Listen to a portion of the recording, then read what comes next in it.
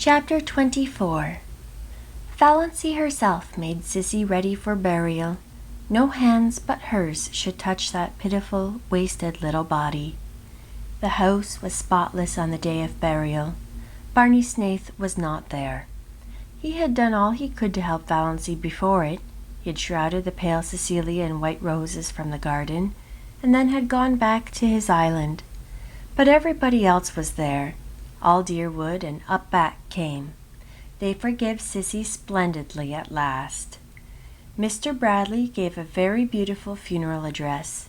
Valancy had wanted her old Free Methodist man, but Roaring Abel was obdurate. He was a Presbyterian, and no one but a Presbyterian minister should bury his daughter. Mr. Bradley was very tactful. He avoided all dubious points, and it was plain to be seen he hoped for the best. 6 reputable citizens of Deerwood bore Cecilia Gay to her grave in decorous Deerwood Cemetery. Among them was Uncle Wellington. The Sterlings all came to the funeral, men and women. They had had a family conclave over it. Surely now that Sissy Gay was dead, Valancy would come home. She simply could not stay there with Roaring Abel. That being the case, the wisest course, decreed Uncle James, was to attend the funeral, legitimize the whole thing, so to speak, show Deerwood that Valancy had really done a most credible deed in going to nurse poor Cecilia Gay, and that her family backed her up in it. Death, the miracle worker, suddenly made the thing quite respectable. If Valancy would return to home and decency while public opinion was under its influence, all might yet be well. Society was suddenly forgetting all Cecilia's wicked doings, and remembering what a pretty, modest little thing she had been, and motherless, motherless. It was the psychological moment, said Uncle James. So the Sterlings went to the funeral. Even Cousin Gladys's neuritis allowed her to come. Cousin Stickles was there, her bonnet dripping all over her face, crying as woefully as if Cecilia had been her nearest and dearest. Funerals always brought Cousin Stickles's own sad bereavement back. And Uncle Wellington was a pallbearer. Valancy, pale, subdued-looking, her slanted eyes smudged with purple, in her snuff-brown dress, moving quietly about, finding seats for people, consulting in undertones with minister and undertaking, marshalling the mourners into the parlor, was so decorous and proper and sterlingish that her family took heart of grace. This was not, could not be, the girl who had sat all nights in the wood with Barney Snaith, who had gone tearing bareheaded through Deerwood and Port Lawrence. This was the Valancy they knew. Really, surprisingly capable and efficient. Perhaps she had always been kept down a bit too much. Amelia was rather strict, hadn't had a chance to show what was in her, so thought the Sterlings. And Edward Beck, from the Port Road, a widower with a large family who was beginning to take notice, took notice of Valancy and thought she might make a mighty fine second wife.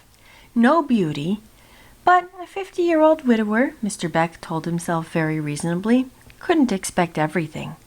Altogether, it seemed that Valancy's matrimonial chances were never so bright as they were at Cecilia Gay's funeral.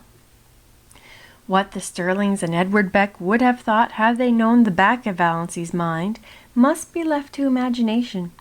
Valancy was hating the funeral, hating the people who had come to stare with curiosity at Cecilia's marble white face, hating the smugness, hating the dragging, melancholy singing, hating Mr. Bradley's cautious platitudes. If she could have had her absurd way, there would have been no funeral at all. She would have covered Sissy over with flowers, shut her away from prying eyes, and buried her beside her nameless little baby in the grassy burying ground under the pines of the up-back church, with a bit of kindly prayer from the old Free Methodist minister. She remembered Sissy saying once, "I wish I could be buried deep in the heart of the woods, where nobody would ever come to say, 'Sissy Gay is buried here,' and tell over my miserable story." But this, however, it would soon be over. Valancy knew if the Sterlings and Edward Beck didn't, exactly what she intended to do then. She had lain awake all the preceding night thinking about it and finally deciding on it. When the funeral procession had left the house, Mrs. Frederick sought out Valancy in the kitchen. "My child," she said tremulously, "you'll come home now?" "Home," said Valancy absently. She was getting on an apron and calculating how much tea she must put to steep for supper. There would be several guests from up back, distant relatives of the Gays who had not remembered them for years, and she was so tired she wished she could borrow a pair of legs from the cat. "Yes, home," said Mrs. Frederick with a touch of asperity. "I suppose you won't dream of staying here now, alone with Roaring Abel?" "Oh, no, I'm not going to stay here," said Valancy. "Of course, I'll have to stay for a day or two, to put the house in order generally, but that will be all. Excuse me, Mother, won't you? I've a frightful lot to do. All those up-back people will be here to supper." Mrs. Frederick retreated in considerable relief, and the Sterlings went home with lighter hearts. "We will just treat her as if nothing has happened when she comes back," decreed Uncle Benjamin. "That will be the best plan, just as if nothing had happened."